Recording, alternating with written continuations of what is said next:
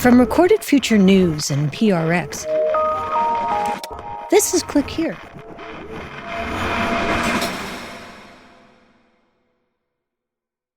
When governments don't like what's being said, they don't always argue back. Sometimes they make it harder to see what's happening at all. When the U.S. and Israeli strikes began rocking Iran, NetBlocks, an internet monitoring group, reported connectivity collapsing, in some places to roughly 1% of normal levels. After weeks where a total shutdown made it incredibly difficult to establish what was going on. The internet connects us, but it can go dark just when people need it most. I'm Dina Temple-Raston, and this is Click Here. We tell true stories about the people making and breaking our digital world. This week, when bombs fall and signals fade, the fight isn't only on the ground. It's over what the world even gets to see.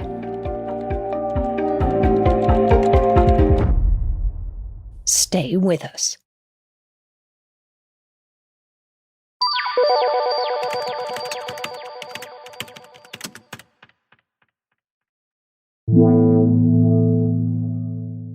Most of the time, when protests erupt somewhere in the world, most of us can log on and watch for ourselves.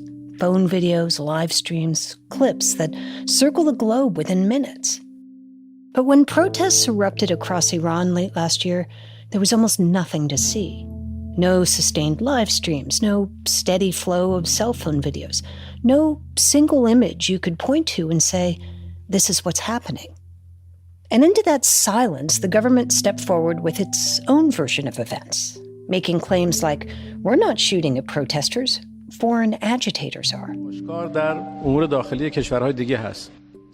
We have audio recordings of messages sent from outside the country to these terrorist elements, telling them, open fire while you are among the protesters. The lack of footage wasn't an accident. It was a strategy.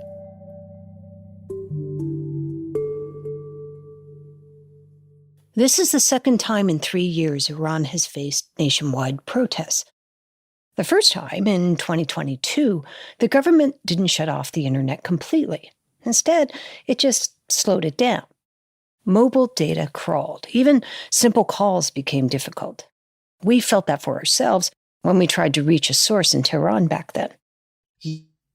Yes, I'm talking. Can you hear me? Yes, I can hear you. This is a young Iranian man we'll call Ahmed. Yeah, give me a second. I'm going to do it. Okay, thank you. Oops, he just left. Back then, the goal wasn't total silence. It was friction. Fast forward to 2026. Iran's internet didn't just degrade this time, it just stopped responding. Phones rang but never connected. Messages stalled mid-send. Which meant the protests that swept across Iran in January were reduced to rumor for anyone outside the country. Authorities shut down the internet and telephone lines late on Thursday. Where a total shutdown made it incredibly difficult to establish what was going on.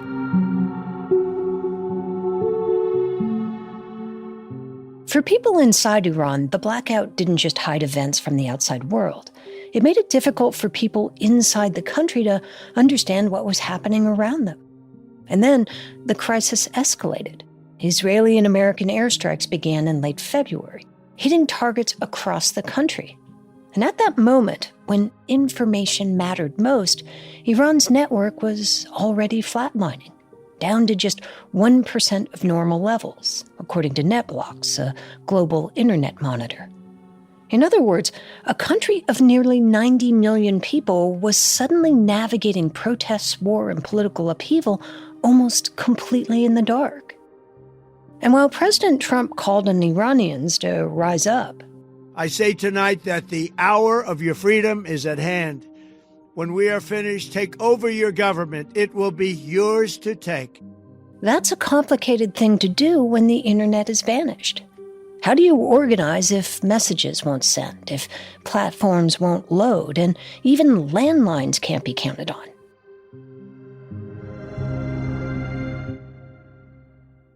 Still, with some patience, we managed to find a fragile connection inside Iran.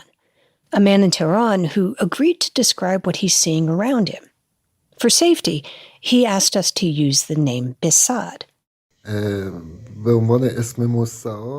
I prefer using a pseudonym, which is the name of one of the kids in the neighborhood who was killed in the protests.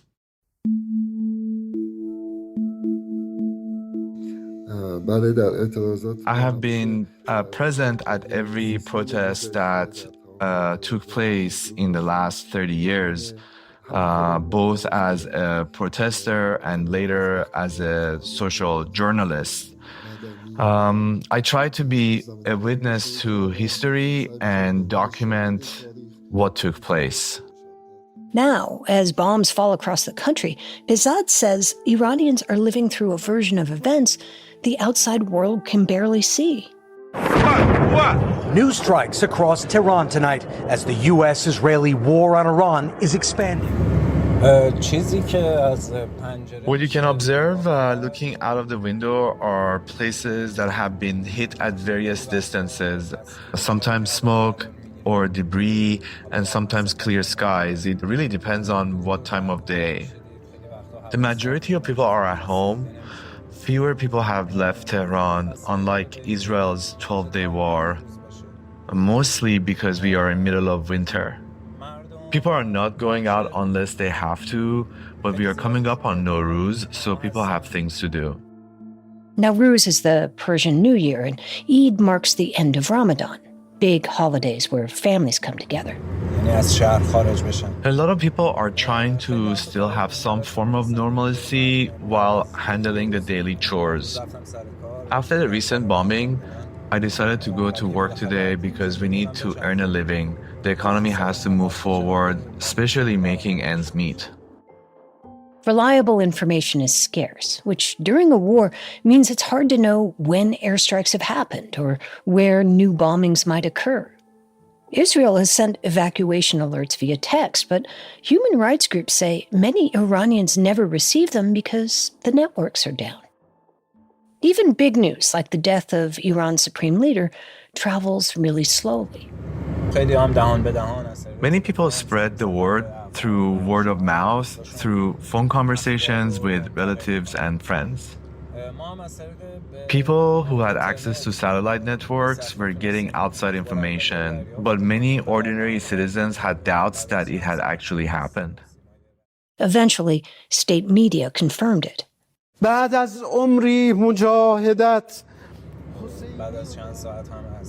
Many people whom I talked to after the passing of Khamenei mentioned that they did not celebrate in the way they fantasized about it, mostly because of the degree to which the war is taking place, and also it happened so fast. Most people figured the 86-year-old Khamenei would die a natural death, not die from U.S. and Israeli missile strikes. So if Iran's internet is essentially gone, how are people communicating at all? We'll find out after the break. It is called Internet. I use the World Wide Web information superhighway. Cybersecurity. Why do things go viral? Click here. In Iran, as in many places, connectivity isn't just a convenience. It's a lifeline.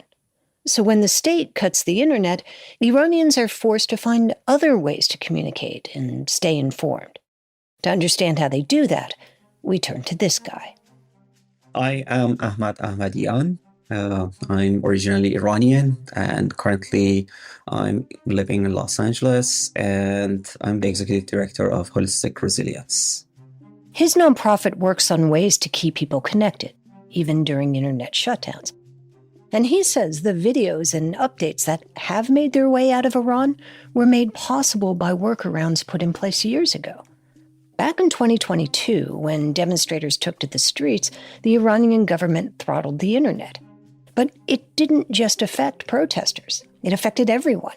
People couldn't bank. Businesses couldn't operate. Even buying food became difficult. One day of disruption, it's a disruption in their life. They cannot bring bread to their tables. So your point here is it wasn't just activists, it was a whole bunch of people. Yes, that's the idea.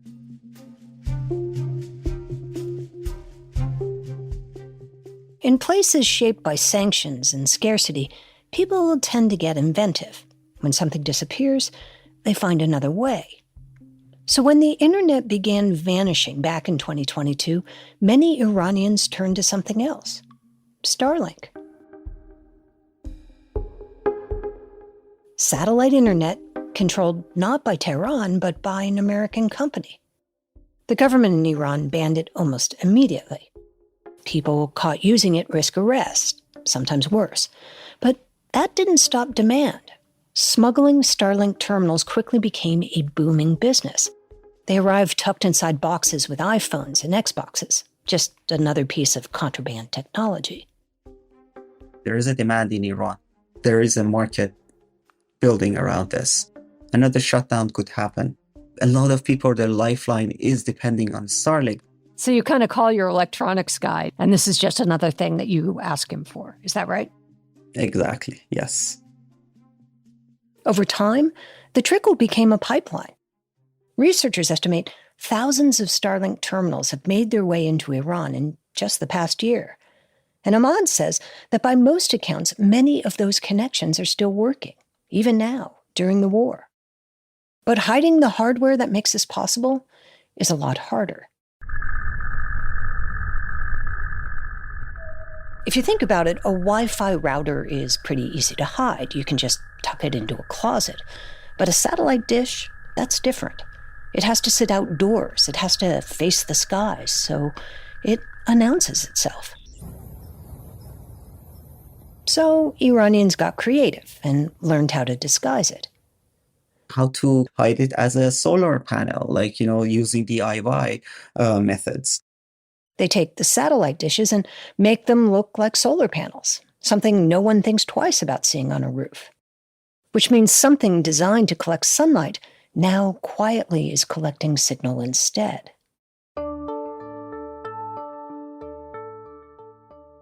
This is why, when the government tried to shut down the internet during the bloody protests in January, it wasn't entirely successful. And why we're still seeing some images make their way out of Iran now.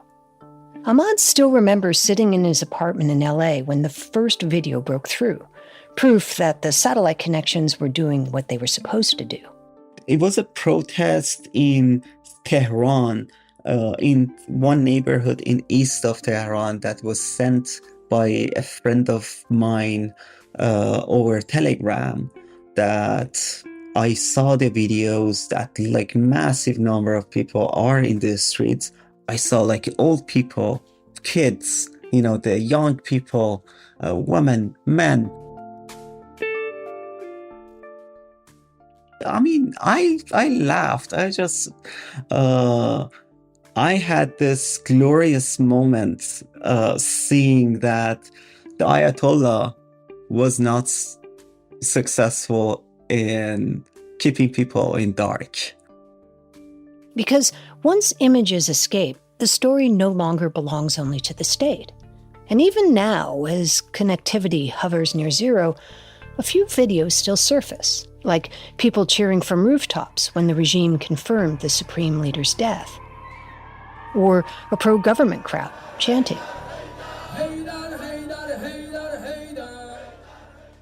Iran is not the only place where images shape the narrative. Because once people can see events for themselves, the official line becomes harder to enforce. We've seen versions of that dynamic elsewhere, too. Earlier this year in Minneapolis, federal agents shot and killed a 37-year-old ICU nurse named Alex Preddy. Officials initially described the situation this way. This looks like a situation where an individual wanted to do maximum damage and massacre law enforcement. But cell phone video began circulating almost immediately. Not again! Are you f***ing kidding me? That guy's dead. For many viewers, that footage told a more complicated story. All he was doing was helping people park and get through safely. There was absolutely no danger to any of these agents. Very different circumstances from Iran, but the lesson about visibility is the same. images change the narrative. Across countries, across political systems, the same pattern keeps repeating. Control the images, and you control the story. Lose that control, and the story may belong to everyone else. This is Click Here.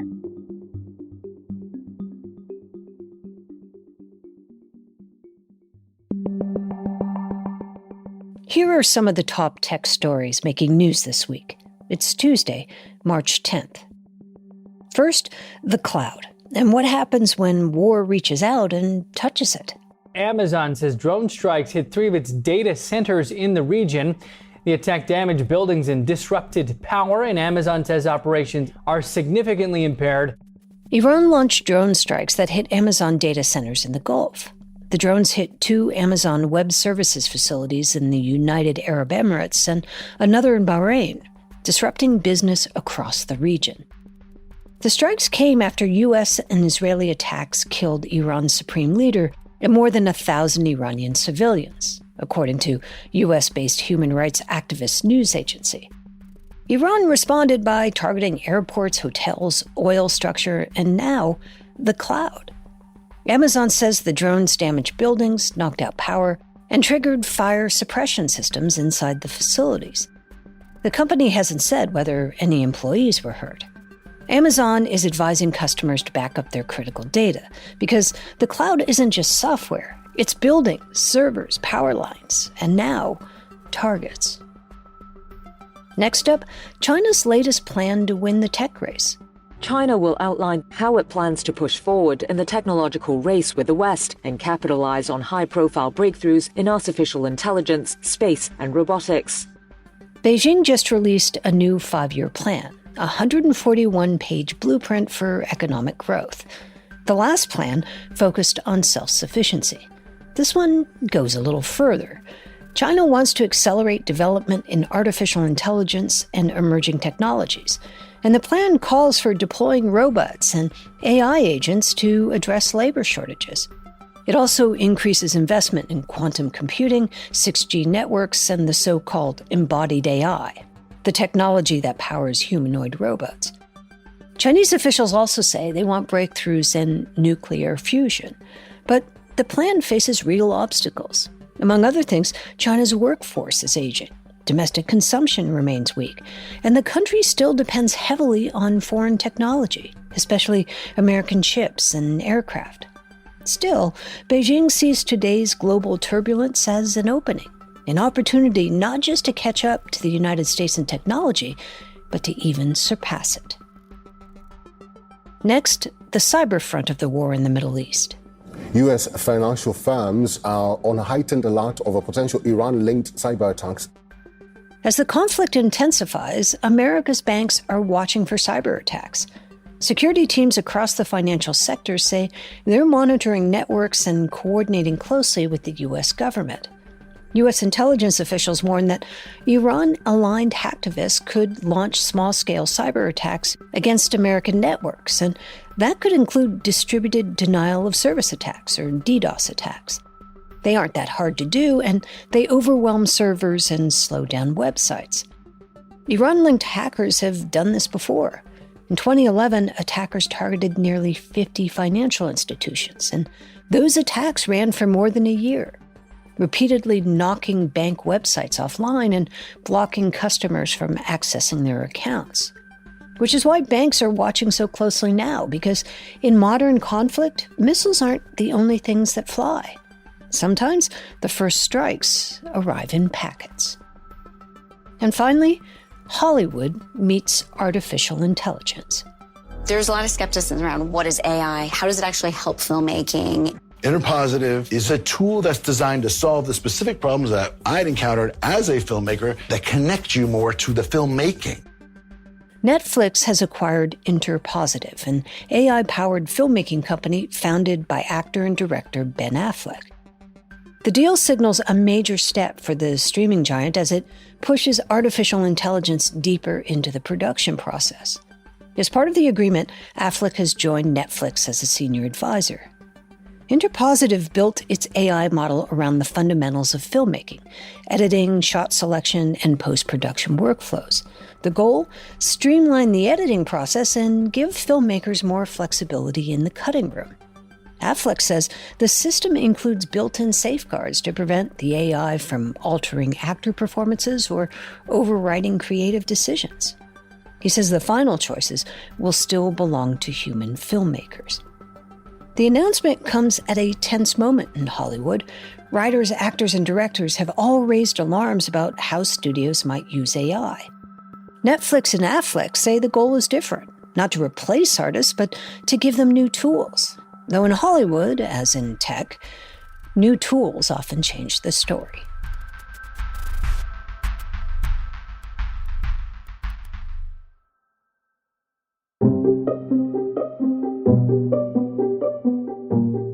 Click Here is a production of Recorded Future News and PRX. Today's show was written and produced by Megan Dietrich, Sean Powers, Erica Gaida, Zach Hirsch, and Casey Georgie. It was edited by Karen Duffin and Sarah Quevedo, and fact-checked by Darren Ankrum. Original music is by Ben Livingston, with additional music from Blue Dot Sessions. Our staff writer is Lucas Riley, our illustrator is Megan Goff, and our sound designers and engineers are Jake Cook and Jesse Neiswanger. Find us on X or Facebook at Click Here Show, or leave us a voice message at 661-5CH-TALK. Sometimes we'll turn those moments into reporting, sometimes into a conversation, and sometimes into a future story you'll hear on this show. I'm Dina Temple-Raston, and thanks for listening.